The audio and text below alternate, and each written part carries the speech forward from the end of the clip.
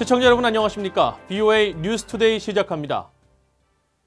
북한 비핵화 협상이 교착 상황인 가운데 미국 백악관은 트럼프 대통령이 판문점에서 북한 김정은 위원장을 만난 것을 올해 주요 성과로 꼽았습니다. 또 마이크 폼페이오 국무장관은 북한이 정한 연말 시한과 관련해 예의주시하고 있다면서 미국은 변함없으며 북한은 올바른 선택을 하길 바란다고 밝혔습니다. 첫 소식 김영교 기자가 전해드립니다. 미국 백악관은 공식 트위터 계정에 도널드 트럼프 대통령과 북한의 김정은 위원장이 지난 6월 판문점에서 만난 모습의 사진을 올렸습니다. 한국과 북한 쪽에 각각 선 두 사람이 악수하는 장면으로 사진 위엔 미국은 이기고 있다, 역사를 만들고 있다는 글귀가 올라 있습니다. 이 사진을 올린 백악관은 올해 트럼프 대통령은 북한 땅을 밟은 첫 현직 미국 대통령이 됐다고 설명했습니다. 이런 가운데 마이크 폼페이오 국무장관은 30일 폭스뉴스에 출연해 트럼프 대통령이 개인 친분을 강조한 외교를 바탕으로 북한과의 전쟁 위험 가능성을 줄였다고 말했습니다. President Trump set out when he came into office to take down the risk that President Obama had identified of going to war with North Korea. He did so by engaging in personal diplomacy. 폼페이오 장관은 이어 북한의 연말 시한 전후 도발 가능성과 관련한 질문을 받고 면밀히 지켜보고 있다면서 북한은 대치가 아니라 평화의 경로로 이어지는 결정을 하길 바란다고 밝혔습니다. 그러면서 북한의 최선의 행동은 핵무기 제거를 통해 주민들의 더 나은 기회를 열어주는 것이라고 강조했습니다. We're still maintain our view that we can find a path forward to convince the leadership in North Korea that their best course of action is to create a better opportunity for their people by getting rid of their nuclear weapons. 미국의 대북 접근법에 변화가 있을 수 있느냐는 질문에 미국은 항상 현재의 길이 맞는지 생각하고 있다면서 현재로서는 지금의 길을 계속 갈 것이며 북한은 올바른 결정을 내리길 희망한다고 강조했습니다. VOA 뉴스 김현교입니다. 미국 내 한반도 전문가들은 노동당 전원회의를 개최한 북한 김정은 위원장이 내년 신년사에서 자력갱생을 통한 경제개발과 핵개발이라는 이른바 병진 정책을 다시 언급할지 주목하고 있습니다. 또 미국이 했던 장거리 미사일 시험과 핵실험 중단 약속을 깰 가능성도 있다고 전망했습니다. 김칸희 기자가 보도합니다. 데이비드 맥스웰 민주주의 수호자단 선임연구원은 이번에 진행된 노동당 중앙위원회 전원회의를 통해 나온 북한의 안전보장을 위한 공세적 조치와 무장력 강화 등의 단어에 주목했습니다. 북한은 미북 정상회담 때 제재 완화를 얻어내지 못한 실패에서 회복하려 하고 있다는 분석입니다. I mean, they are really emphasizing self-reliance.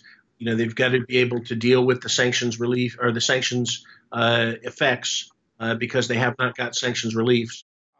맥스웰 연구원은 그러면서 김정은 위원장은 내년 신년사를 통해 이른바 병진 정책 회기는 아니더라도 경제와 핵 개발의 지속 가능성을 강조할 수 있다고 전망했습니다. 마크 피츠패트릭 전략국제문제연구소 연구원은 김 위원장이 신년사를 통해 미국을 탓하며 강경 노선을 밝힐 것이라면서 장거리 미사일 시험과 핵실험 중단 약속 파기를 예상했습니다. I expect that he will announce that this moratorium has been called off because the United States has not responded with appropriate security guarantees and so forth. 크리스토퍼 힐 전 국무부 동아시아 태평양 담당 차관보는 미북 협상과 관련한 북한의 좀 더 구체적인 입장이 신년사에 담길 것으로 예상했습니다. So I think he's going to have to deal with some national security questions, in particular the question of where they see the talks going. 힐 전 차관보는 그러면서 중국과 교감을 갖고 있는 김 위원장은 신년사를 통해 미국에 대한 직접적인 적개심을 표출하지는 않을 것이라고 전망했습니다. VOA 뉴스 김칸입니다. 유엔 안보리가 지난 16일 중국과 러시아가 제출한 대북 제재 완화 결의안 초안과 관련해 실무급 회의를 열었습니다. 유엔 외교 관계자는 30일 VOA에 보낸 이메일에서 오후 3시 안보리에서 실무급 회의가 열린다면서 이는 일반적으로 생각하는 15개 이사국 대사들이 직접 참여하는 유엔 안보리 회의와는 다르다고 밝혔습니다. 앞서 중국과 러시아는 대북 제재 완화 결의안 초안에서 북한의 주요 수출품인 수산물과 섬유 수출 금지, 해외 파견 북한 노동자 송환에 대한 제재 해제 등을 제안했으며 이와 관련해 미국 국무부는 지금은 유엔 안보리가 조기 제재 완화를 고려할 시점이 아니라면서 중국과 러시아의 제안을 지지할 뜻이 없음을 분명히 했습니다. 북한에 대한 강한 압박을 요구해왔던 미국 의회가 북한 수용소 철폐와 추가 대북 제재 강화 등 한반도 관련 법안과 결의안 14건 처리를 내년으로 넘기게 됐습니다. 야당의 대통령 탄핵 추진 등 미국 정치권의 첨예한 갈등에 영향을 받은 것인데 북한의 움직임에 따라 의회 활동은 더 강화될 것으로 보입니다. 이조은 기자가 보도합니다. 미국 상원과 하원은 올해 상정된 한반도 외교안보 관련 법안과 결의안 19건 가운데 5건만을 처리한 채 지난 20일 올해 의정 활동을 마감했습니다. 처리된 안건은 원비어법으로 불리는 강력한 새 대북 제재 법안으로 북한과 거래하는 해외 금융기관에 제3자 제재까지 가능하게 했습니다. 미한일 유대 지지 상하원 결의와 한일 군사정보보호협정 지소미아 연장 촉구 상원 결의도 처리돼 실제 한국 정부의 지소미아 유지 결정에 영향을 미쳤다는 평가가 나옵니다. 하지만 그 밖에 한반도 관련 14개 건, 즉 법안 6건과 결의안 8건은 처리되지 못해 116대 회기 마지막 해인 내년으로 넘겨집니다. 내년 처리가 주목되는 안건은 북한 수용소 철폐 촉구 상하원 결의안과 대북 군수 조치에 초점을 둔 대북 제재 법안 리드 액트입니다. 공화당의 조시 아울리 상원 의원과 마이크 코너웨이 하원 의원이 각각 발의한 북한 수용소 철폐 촉구 결의안은 꾸준히 지지세를 넓혀 현재 각각 18명, 57명 의원들의 초당적 지지를 받고 있습니다. It enjoys broad support, and I think it's an important bill, and I hope we'll be able to move forward with it soon. 리드 액트는 상원 외교위 동아태 소위 코리 가드너 위원장과 에드워드 마키 간사가 지난 6월 다시 공동 발의한 초당적 대북 제재 법안으로 대북 외교적 경제적 압박을 강화하는 조치를 담고 있습니다. Clearly, China has lessened their sanctions and has, I think, loosened up trade with North Korea. Russia has done the same thing. So I continue to believe we should pass the LEAD Act and do more to sanction those actors in China and Russia who are responsible for trade or violations of sanctions.